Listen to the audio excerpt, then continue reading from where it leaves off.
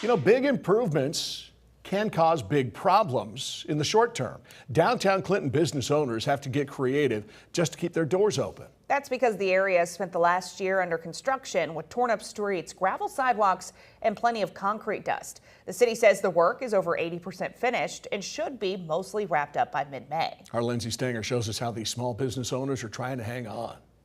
For over a year, downtown Clinton has been hard at work reconstructing every part of their downtown, but it's left businesses wondering when they can get back open and fully operating.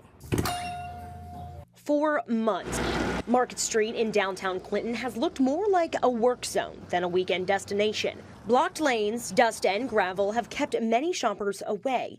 In order to grow as a downtown, in order to accommodate new businesses, then it just had to be done. The $9.9 million project is over 80% complete, now moving from the underground work to what people actually see. 200 trees and plants on Market Street alone, so right now they're digging them. Inside the stores that line these sidewalks, the past year has been a roller coaster. Market Street really functions as a pedestrian business area, and for the past year, not having pedestrians on the street has definitely made a huge effect on all of the businesses.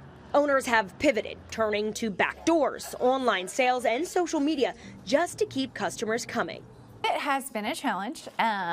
It has definitely impacted sales. Pre-construction, I was up 60 to 80% in sales. Some shops have been here for generations and say this is the toughest obstacle they've seen. This, I will say, in my lifetime has been the most difficult obstacle that I have ever seen. Still, no one has closed because of construction.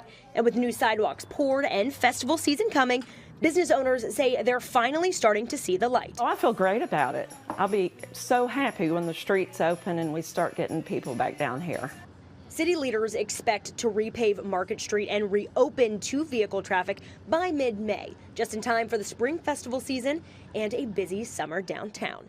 In Clinton, Lindsay Stanger, WVLT News.